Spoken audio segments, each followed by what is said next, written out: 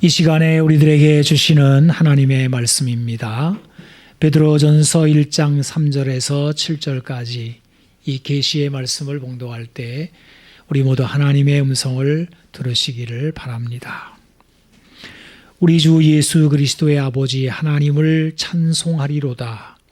그의 많으신 긍휼대로 예수 그리스도를 죽은 자 가운데서 부활하게 하심으로 말미암아 우리를 거듭나게 하사 산 소망이 있게 하시며 썩지 않고 더럽지 않고 쇠하지 아니하는 유업을 있게 하시나니 곧 너희를 위하여 하늘에 간직하신 것이라. 너희는 말세에 나타내기로 예비하신 구원을 얻기 위하여 믿음으로 말미암아 하나님의 능력으로 보호하심을 받았느니라. 그러므로 너희가 이제 여러 가지 시험으로 말미암아 잠깐 근심하게 되지 않을 수 없으나 오히려 크게 기뻐하는도다. 너희 믿음의 확실함은 불로 연단하여도 없어질 금보다 더 귀하여 예수 그리스도께서 나타나실 때 칭찬과 영광과 존귀를 얻게 할 것이니라. 아멘. 아멘. 예수님의 부활을 기록하고 있는 복음서들을 보면 놀랍고 흥미로운 에피소드를 담고 있는 것을 보게 됩니다. 누가복음에는 엠마오 도상의 이야기가 흥미롭게 기록되어 있고요. 요한복음에는 갈릴리 해변에 제자들과의 아름다운 장면이 기록이 되어 있습니다. 그런가 하면 마태복음에는 경비병들이 매수되는 장면과 더불어 예수님이 모든 민족에게 복음을 전하라라고 제자들에게 지상명령 내리는 그런 장면이 기록이 되어 있습니다. 그런데 유독 마가복음에서는 예수님이 부활하셨을 때 여자들이 몹시 놀라 떨며 무덤에서 도망하고 무서워하여 아무에게 아무 말도 하지 못하더라 라는 말로 마치고 있습니다. 그 다음에 나오는 9절에서 20절까지는 괄호로 쳐져 있는데 이것은 중요한 사본의 기록이 없다. 이렇게 여러분의 난회에도 아마 기록이 되어 있을 것입니다. 그러니까 마가복음은 예수님의 부활을 놀랐다라는 말로 마치는 겁니다. 복음서 가운데 이것은 가장 이상한 결말이라고 보여집니다. 여러분, 과연 예수님의 부활이 그저 놀라운 일로 끝날 일입니까? 그래서 아무에게 아무 말도 결코 하지 않는 여인들의 침묵 속에 묻히는 사건입니까? 톰 라이트라고 하는 신학자는 마가복음이 이렇게 끝나는 것처럼 보이는 이유에 대한 설명을 다음과 같이 하고 있습니다. 우선 그는 마가복음이 이렇게 미스터리하고 암울한 침묵으로 끝날 가능성은 없다라고 말을 하면서 마가복음 전체의 흐름이 두려움에서 믿음으로 가고 있음을 보여줍니다. 마가복음 5장 33절에 비슷한 병행이 하나 나오는데 여러분 여기에는 여러분이 잘 알다시피 12해 혈루증을 앓고 있는 여인이 예수님의 뒤로 와서 옷자락을 만짐으로 병이 낫는 사건이 기록되어 있습니다. 여자가 자기 병이 낫는 일이 이루어진 것을 알고 이 마가복음에는 두려워 떨었다 라고 기록을 합니다. 이것은 여인들이 예수님의 부활 앞에 나타냈던 반응과 같은 단어, 같은 반응입니다.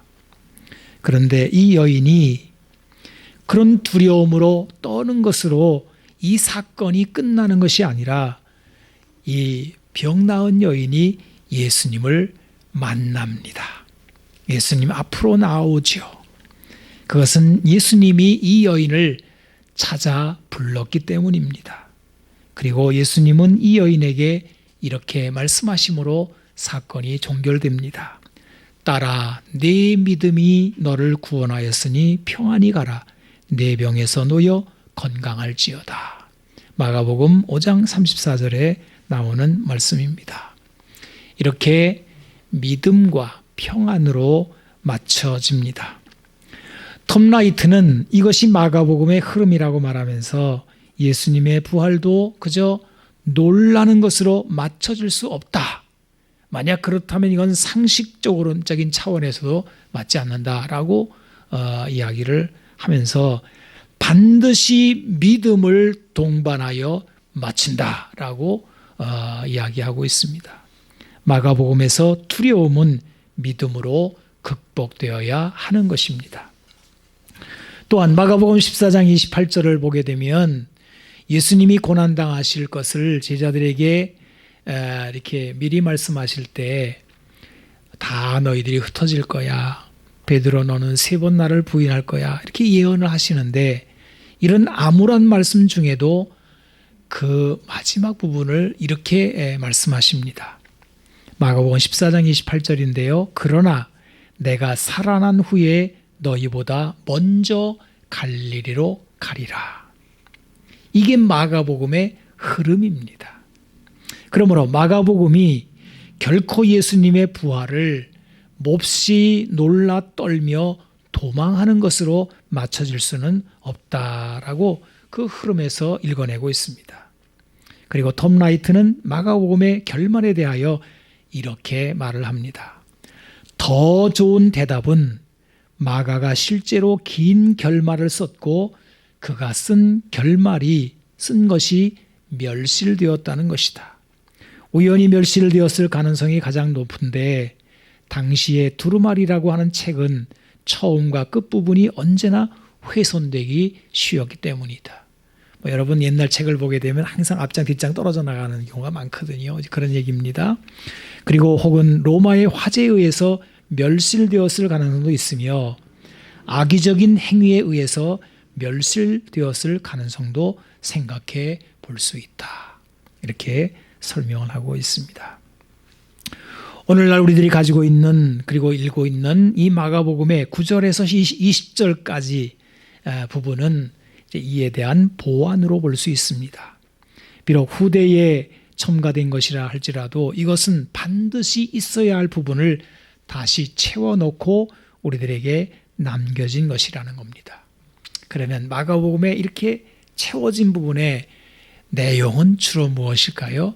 그것은 믿음입니다. 그래서 믿음이라는 단어가 3번 반복해서 나와요. 믿지 아니하니라. 증언을 보고도 믿지 아니하니라. 이렇게 밝혀요. 그들의 믿음 없는 것과 마음의 완악한 것을 꾸짖으셨다.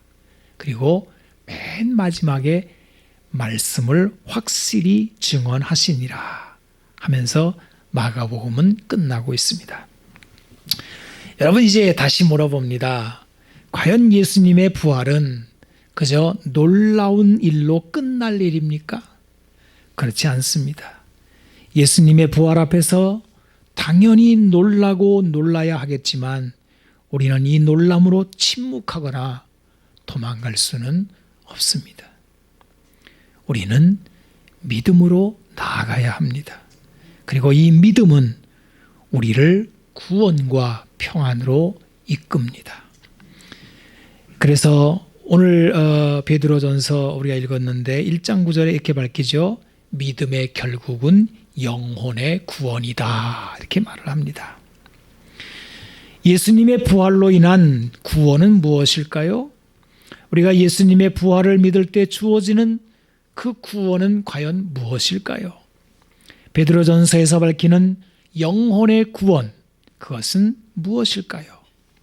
다시 질문해 보자면 예수님이 죽음을 이기시고 부활하셨다는 것이 우리와 이 세상을 어떻게 바꿔 놓으셨다는 말씀일까요?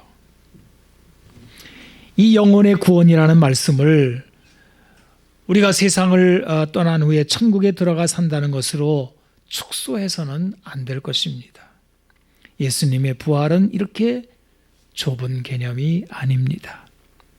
어떤 사람은 예수님의 십자가와 부활로 인하여 죄 사함 내가 죄사함 받았다 이런 말을 많이 합니다. 참으로 중요한 부분입니다. 하지만 그것도 다가 될 수는 없습니다. 예수님의 부활 사건은 죄사함 받고 죽어서 천국 들어가는 것이 다는 아니라는 것입니다. 그거보다는 더 크고 더 포괄적인 것이 우리 앞에 놓여져 있습니다.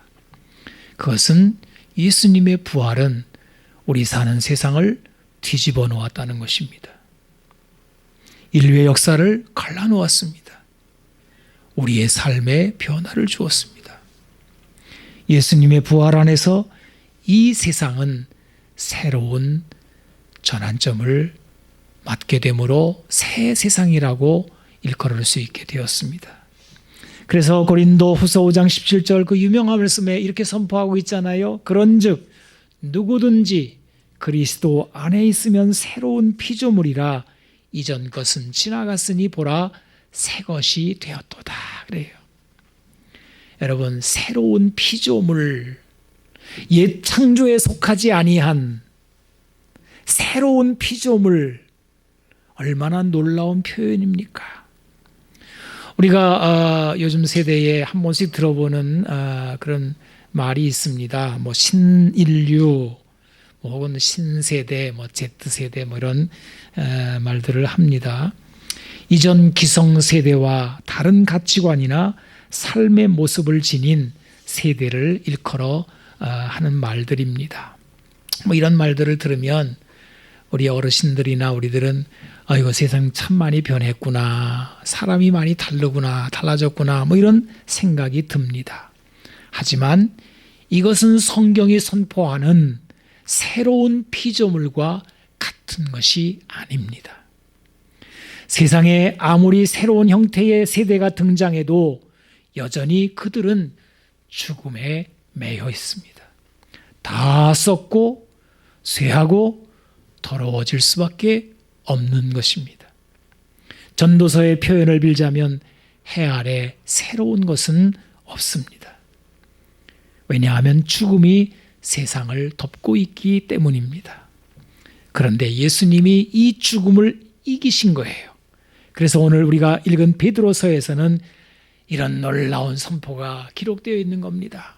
베드로전서 1장 3절로 4절을 제가 다시 읽어봅니다. 우리 주 예수 그리스도의 아버지 하나님을 찬송하리로다. 그의 많으신 긍휼대로 예수 그리스도를 죽은 자 가운데서 부활하게 하심으로 말미암아 우리를 거듭나게 하사 산 소망이 있게 하시며 썩지 않고 더럽지 않고 쇠하지 아니하는 유업을 있게 하시나니 곧 너희를 위하여 하늘에 간직하신 것이라. 예수님의 부활은 우리에게 썩지 않고 더럽지 않고 쇠하지 아니하는 것을 주신 사건입니다. 이거를 일컬어 새로운 피조물이라고 부르는 것입니다. 그야말로 새 세상이 예수님의 부활 사건으로 말미암아 시작이 된 것입니다. 사도 베드로는 이 선포와 더불어 이렇게 말씀을 이어나가고 있죠. 5절에서 6절입니다. 너희는 말세에 나타내기로 예비하신 구원 얻기 위하여 믿음으로 말미암아 하나님의 능력으로 보호하심을 받았느니라. 그러므로 너희가 이제 여러 가지 시험으로 말미암아 잠깐 근심하게 되지 않을 수 없으나 오히려 크게 기뻐하는도다. 여러분, 여기 나오는 단어들을 한번 살펴보십시오. 말세, 구원, 믿음, 뭐 이런 단어가 나오는데 사실 이 세 단어를 가지고도 우리는 충분히 다른 생각을 할 수 있어요. 다른 말로 오해할 수가 있습니다. 아직 오지 않는 저 세상 끝날, 이거를 말세라고 보는 거지요. 우리가 예수를 믿음으로 죽어 천국에 들어간다, 이것을 구원이라고 생각할 수 있습니다. 그런데 그렇게 생각한다면 이것은 본문이 전하는 것과는 전혀 다른 생각입니다. 다른 해석일 수밖에 없습니다. 본문이 말하는 말세는 아직 오지 않은 저 끝에를 말하는 것이 아니라 예수님이 부활한 이후에 세상을 표현하는 단어입니다. 바로 지금 우리가 사는 이 시간의 세상이 여기에 해당됩니다. 구원이라고 하는 단어도 죽어 천국에 간다는 의미가 다는 아닙니다. 지금 여기의 삶에 하나님의 능력이 나타나는 것을 구원에 포함하고 있는 것입니다. 그래서 5절에서 이어서 6절에 여러 가지 시험이라는 단어가 그래서 등장하는 거예요. 구원은 우리가 사는 삶에서 당하는 여러 가지 시험을 하나님의 능력, 즉 예수 부활을 믿는 믿음에서 오는 능력으로 능히 승리하는 것을 나타내는 말씀인 것입니다. 예수님의 부활은 오늘 우리의 삶에 하나님의 능력으로 나타납니다. 그래서 여러 가지 시험을 우리가 이기게 하시는 것입니다. 여러분, 여러 가지 시험, 사도 베드로는 서신을 쓰며 전면에 이 이야기를 꺼냅니다. 이것은 야고보서를 봐도 마찬가지인데요. 여러분, 야고보서를 이렇게 딱 읽기 시작하면은 인사하자마자 바로 이 단어가 나옵니다. 내 형제들아, 너희가 여러 가지 시험을 당하거든 온전히 기쁘게 여겨라. 아니, 얼마나 급했으면 사도 이 야고보 선생님이 이 서신서를 쓰면서 야, 시험이 많지, 여러 가지 시험이 많지, 이렇게 시작을 할까요? 베드로도 야고보도 당대 교회의 급선무가 바로 여러 가지 시험임을 내비치고 있는 것입니다.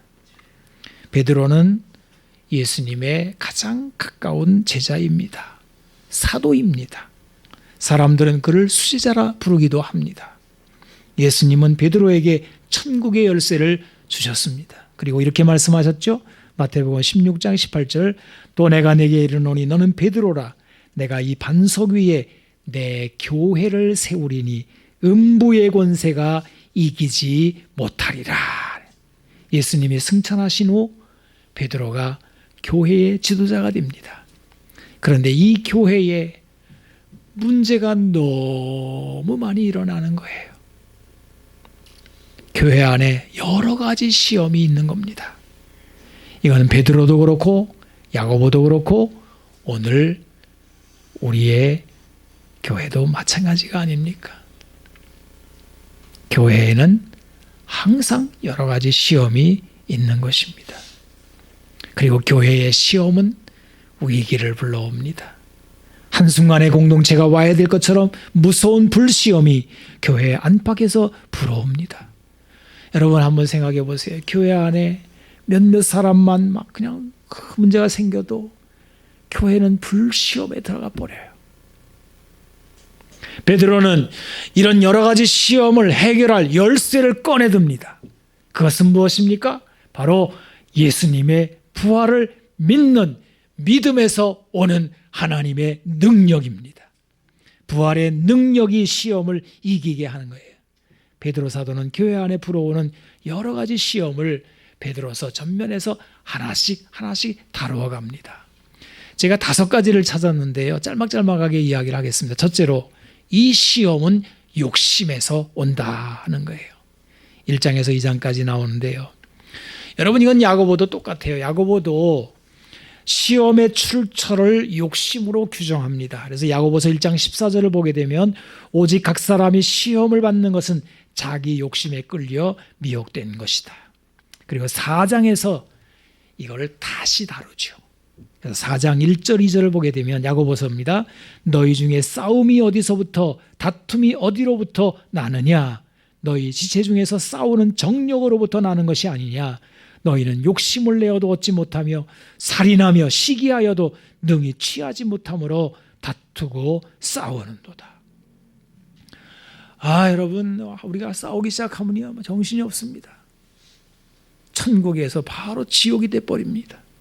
이건 가정도 그렇고 교회도 그렇고 사회도 그렇고 국가도 그렇습니다. 근데 그 싸움이 어디서부터 나온다고요? 욕심에서 온다는 거예요. 내가 남보다 높아지려는 욕심, 더 가지려는 욕심, 더 인정받으려는 욕심, 지배하려는 욕구, 이런 것들이 우리 안에서 끊임없이 다툼을 만들어낸다는 거예요. 이것은 베드로서도 마찬가지입니다. 베드로전서 1장 14절을 보게 되면 너희가 순종하는 자식처럼 전에 알지 못할 때 따르던 너의 사욕을 본받지 말아라. 여기 사욕이라는 단어가 욕심이라는 단어와 똑같은 에피디미아라고 하는 단어인데 우리말로는 이렇게 달리 번역을 했습니다만 같은 단어예요. 너의 사욕 이걸 본받지 말아라. 그리고 2장 11절에 사랑하는 자들아 거류민과 나그네 같은 너희를 권하노니 영혼을 거슬러 싸우는 육체의 정욕을 제어하라. 여기 정욕도 역시 똑같은 욕심이라는 단어와 똑같은 단어입니다. 사람의 정욕 4장 2절에도 나오죠. 여러분 교회 안에 불어오는 여러 가지 시험의 첫 번째 원인은 뭐예요? 바로 욕심. 사람의 마음속에 일어나는 이 충동적인 욕망들, 여기에서 모든 악독과 모든 기만과 외식과 시기와 모든 비방이 입술의 말을 타고 나오는 거예요. 여러분 세상이 이걸 이길 힘이 있을까요? 세상에서 제일 무서운 힘은 물의 힘이라고 그래요.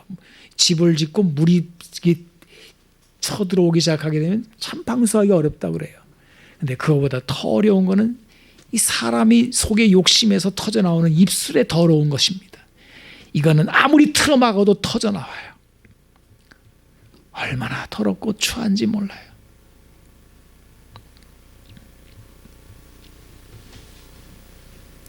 세상은 이걸 이길 힘이 없습니다. 우리 내면에서 터져나오는 욕망들이 죄를 낳고 이게 점점 더 커지면서 사망을 낳느니라. 욕심이 잉태한 즉 죄를 낳고 죄가 장성한 즉 사망을 낳느니라. 여러분 부활의 권능, 성령의 능력이 아니면 누가 감히 그 혀를 다스릴 수 있겠습니까? 누가 그 욕망의 불길을 잡을 수 있겠습니까? 그래서 사도들은 부활의 능력을 여기에 연결하는 것입니다.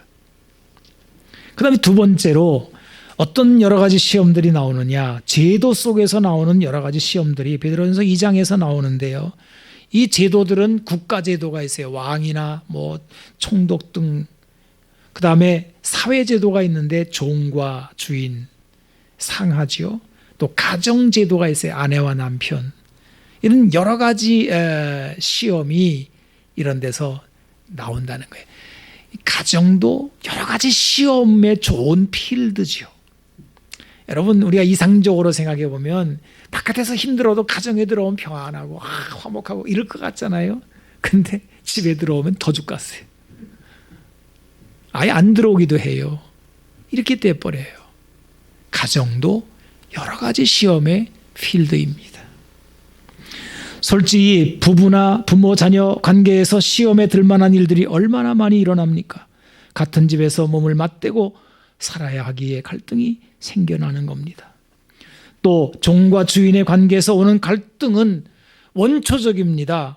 이것은 사회계층의 상하 트러블입니다. 뭐 상하는 어디나 있죠. 예. 집안에도 있어요. 이 친척들 가운데다. 이 어른도 몰라 보는 놈아. 그다음에 교회도 있죠. 교회도 뭐 완장차면 자기가 어르신이 돼가지고요. 이게 공자의 질서들이 여기 딱 있는 거예요. 뭐 사회 뭐 직장 가면은 뭐 이건 뭐 너무 분명하죠. 상사가 그냥 절대 권력을 갖고 막 휘두를 수 있습니다. 뭐 이런 것들이죠. 근데 이 그런 어떤 이 사회적인 제도 속에서 종과 주인의 관계, 상하 관계에서 선하고 관용하는 주인이나 상사를 만나면 얼마나 좋아요? 하지만 까다로운 주인이나 상사를 만날 때 매사가 시험거리가 됩니다. 아주 죽겠는 거예요. 저 사람 때문에 안 가고 싶은 거예요. 교회도 안 가고 싶고 직장도 안 가고 싶고 나라도 떠나고 싶은 거예요. 부당하다는 억울한 마음, 정의가 실종된 상실감과 분노가 마음에서 늘 치밀어 오르는 시험에 빠지는 것입니다. 여러분 여러 가지 시험이라는 생각을 잊지 마세요. 이 시험이라는 겁니다. 하나님이 시험 치르시는 거예요. 지금 국가적으로는 왕이나 총독 같은 제도에서도 얼마든지 시험이 올 수 있습니다. 국가적으로 신앙을 핍박할 수도 있고 억울한 재판이나 사회불평등으로 오는 갈등도 있을 수 있습니다. 그런데 교회는 이런 제도 속에서 일어나는 시험을 하나님을 생각함으로 참고 이기라는 거예요. 바로 예수님의 십자가와 부활이 하나님의 결말이기 때문입니다. 세상과는 다르죠. 세상은 이렇게 되면 막 가서 막 촛불혁명, 뭔 혁명 막 들이받고 막 뒤집어 엎으려고 합니다. 그런데 주님의 방법은 십자가와 부활입니다. 그 다음에 세 번째 여러 가지 시험 중에는 만물의 마지막으로 인하여 오는 시험들도 있습니다. 이게 4장에 나오죠. 여러분, 이 세상은 시작이 있고 끝이 있습니다. 그래서 우리가 무슨 식물을 심어보게 되면 막 자라나죠. 그래서 꽃도 핍니다. 열매도 맺습니다. 그리고 나서 추수하면 다 시들어버리고 다 썩어버려요. 사람은 어떻습니까? 젊고 아름다운 시절을 보내고 나이가 들게 되면 온 마음과 몸이 낡아지고 쇠하면서 사는 것 자체가 시험거리가 됩니다. 앉았다 일어나기만 해도 곡소리가 나고 매일같이 한 움큼씩 약을 먹어야 되고 늙으면 서럽고 외롭습니다. 자연환경도 마지막에 가까우면 황폐해집니다. 지진과 황사와 미세먼지, 더위와 추위, 폭우나 토네이도 같은 강력한 자연재해가 더 많이 발생하는 것 같아요.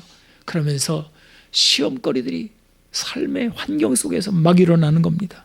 그야말로 만물의 마지막에서 나타나는 여러 가지 시험들입니다. 그 다음에 네 번째로 연단에서 오는 시험도 있습니다. 이 4장에서 나오는 말인데 하나님이 우리를 연단하신다는 거죠. 하나님이 우리를 가만두질 않으시는 거예요. 그리스도의 고난에 동참시키십니다. 그래서 악을 대적하고 선에 속하는 훈련을 시키셔요. 이것도 여러 가지 시험 중 하나입니다. 근데 이 시험을 성경은 불시험이라고 합니다. 우리 하나님한테 붙들리면 정말 하나님께서 강력하게 훈련을 시키시는 것 같아요. 그다음에 마지막으로 다섯 번째, 사도 베드로는 직분 수행에서 오는 시험들을 5장에서 다룹니다.